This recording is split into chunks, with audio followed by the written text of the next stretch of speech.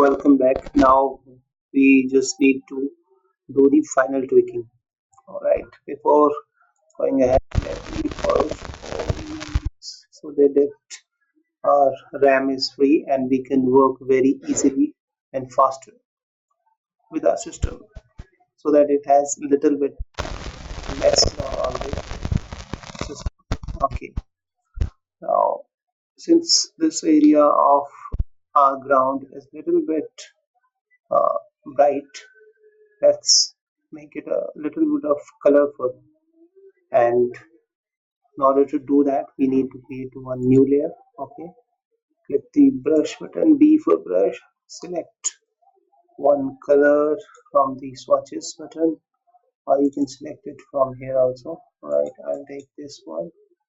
Okay, and go to overlay mode and opacity to just 30%.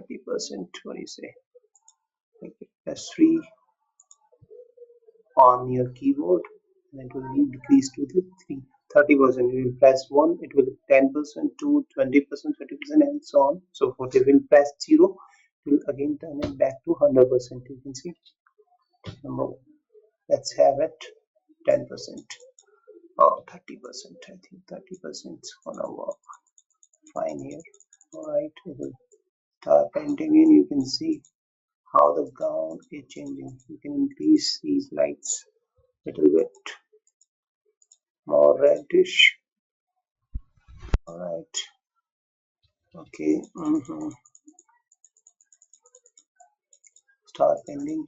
Wherever you hit, you can switch back and forth the opacity of your brush. You can pick in another colors like this, but it is not looking good, so I'm not using it. Alright, what about this color? Now let's have realistic color. Okay, let's take this one.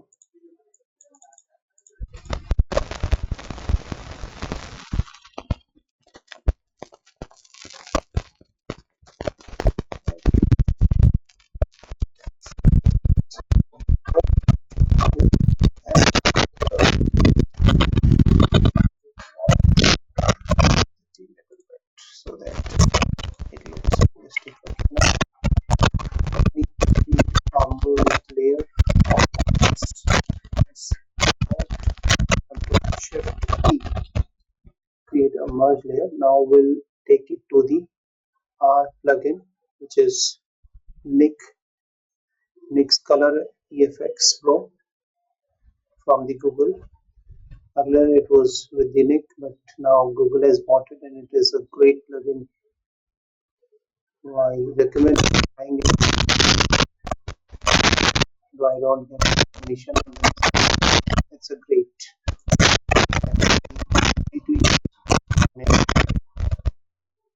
Gives you lots of creative tools, and you have lots of freedom over your images to do that. So let's do that by clicking filter, which I have already installed that on my collection color Efx Pro 4.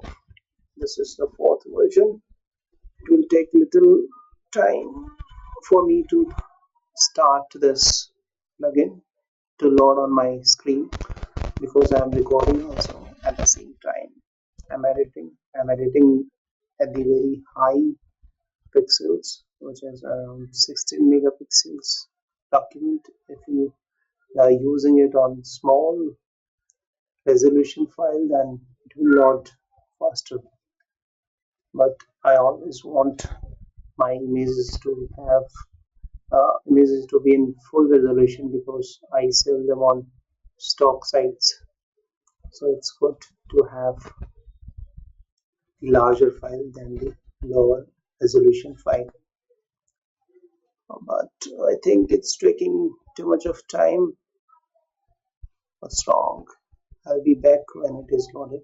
Oh, it's loaded already. Anyway, alright, how it works, it has some, this is the interface. Here we have the control options. Alright, on the other side, if you click this icon, we have all other great tools for landscape, nature, wedding, portrait, architecture, travel, etc. We have some recipes also which are inbuilt, or you can save your recipes also. If you click uh, those recipes, it will in one click transform your images differently. So you can see how great our images are looking by just clicking on these recipes. There are some recipes which I have created. You can create them and save them. Okay, but all right, there are so many good things to start with. All right, but anyway, we'll start from the scratch. Okay, let me delete everything. All right, let's create one. First of all, we need to add the contrast in the image so that our image appears to be more vibrant. So just click the color contrast color range. Okay, it has effect on the colors. You can see by clicking on this that how much color has become vibrant. If you want, you can decrease the contrast, how much contrast you want. All right, I think smaller is better. I want to increase the color saturation. We have the saturation options also here, and I think if we compare it, it's good, but it has little way too much. So remove the contrast. Let's have the brightness back to 0% original. Okay, increase the contrast a little bit, and we can compare how much we have done it. Okay, but I think our scene is way too bright, so since it appears to be a evening scene or sunset scene, let's decrease the brightness little bit so that we have a realistic look. All right, I think it's fine. Okay, now you need to, in order to add more elements, you need to click add filter option, and then you can select I select the darker light and center. Actually, it creates the vignette on your scene so naturally that you don't have to, you won't even feel that it is there, but you can have it. All right, this is the place center icon. Click it here, and you want to place it here. I think center luminosity, whatever you want it to be brighter or lighter, anything you want, you can do that, whatever suits you. Border luminosity is what creates the vignette here, right? Small, lighter, you want the white vignette, and it will create the white. But I want it to be a darker, so I create it. Alright, let me bring it to the minus 100%. Can increase or decrease the center size to your liking. I think this is fine. Alright, what else we need? We need to create, let's see, another filter. Alright, skylight filter, which gives the light in the sky. See, but I don't want that, so I will create vignette lens. Alright, it does the same thing, but in a more harder way. How much amount of vignette you want on your image? Alright, it's just the 1%. Alright, very good. That's fine. Okay, now we can compare our image where we have started. We have started from this, and now we have created this. Now it appears more fantastic. Okay, now you can save your recipes also. Save the recipe. You can give it any name. I'll call it dark Nete. Okay, and press OK. And you have to wait a little bit, and it will create the recipe so that it bakes the recipe for us, which we have ordered in the Nik collections. I hope we'll be liking this recipe which we just cooked. I feel it's delicious and fantastic. Let's see. It's creating the image final output. Till then, okay, we don't have any option but to wait. Okay, now our recipe is ready, and let's check where we have come. Okay, it's looking good. Good. All right. So our scene is almost ready. Let me first, okay, purge all my memories. I don't want to undo. You have to be careful when you purge all the memory, because then you will no longer be able to undo anything which you have made in the past. It just completely wipes out every history, anything which is in the memory. Okay, I feel that there is little bit of noise, way too much noise on the sky. So in order to remove the noise, I just need to apply another filter on it, which is the again from the Nik collection. If you want, it's called Define 2. Just click it, and it will load it. It will create the automatic profile for you to see where the noise removal is needed. But sometimes it doesn't work that way, the way I want it. So I just go ahead, you can have a preview here that how much changes it has made into your image. But I think it's not working, so I'll use another filter.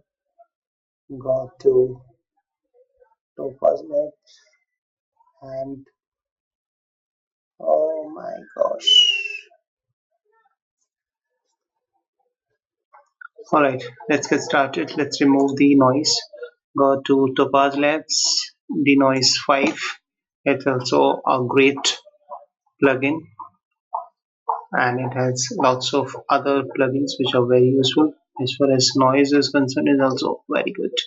So let's click on the JPG moderate, I think, but here we need strongest, because there is lots of noise here.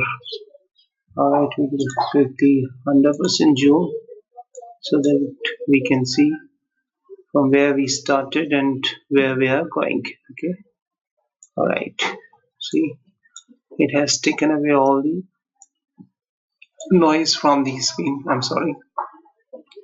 Alright, I think it's working fine. Let's check from all other corners. Okay, I think this one is fine. Now press OK. Alright, and to create the image for us, it's gonna remove noise from the sky, which is more noisy because our original image was so much of noisy. Anyway, let's complete complete it. But overall our scene is looking good, but I feel that we need to do some more adjustment to this. First, I feel that there is lots of saturation. I'll decrease the saturation and I'll make some adjustment to the color balance, which makes the image a little surreal, and it will feel that it's a dreamland or something. Let's see. I'll be back when it is completed. Alright, welcome back, but now its processing is done, but I feel that it needs more noise removal because see, the image is looking so pixelite. I don't know whether you can see it or not, but I can clearly see into my screen. Alright, in order to do that, I'll just create a copy of this, okay, and go to filter, noise, reduce noise, okay, right. We'll go to advanced, okay, and now we want per channel, so we want this to be away from our sky. And sky is the blue channel, so we'll click the blue channel and increase the strength to 100%. Reserve the details to maybe 80%. We don't need that much of details in the sky. Okay, and overall we can increase the strength 100%. See where we got. I'm sorry. Okay, that's fine. Alright, remove JPG artifact. Alright, press OK. I think we are done. It's doing the processing. Till then we have to wait. Okay.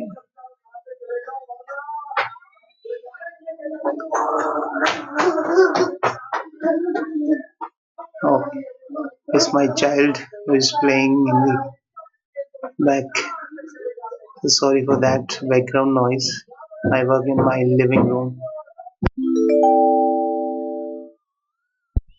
Let's see. Here's little naughty. Okay, now we are done. Alright. Now create a hue saturation adjustment. Decrease the saturation a bit. I think this much is fine. Now create the color balance. Okay, first of all we'll make adjustment to the midtones.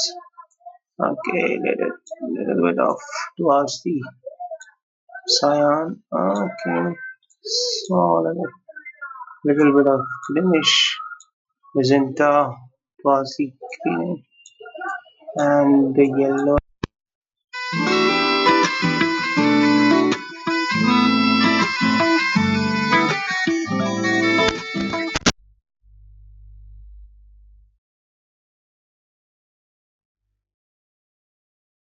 Okay, all right. We'll do some adjustment to the yellowish and go to the shadow. Okay, we can do this to the towards the red, towards the alright, towards the magenta, maybe not that much. Little bit towards the yellow, just towards the blue. Which one is looking good? Okay, now go to the highlights. Towards the green, I want, but I think towards the magenta, it's looking good. It has more twilight look. I don't know whether I'm pronouncing it right or not. Maybe I think yes.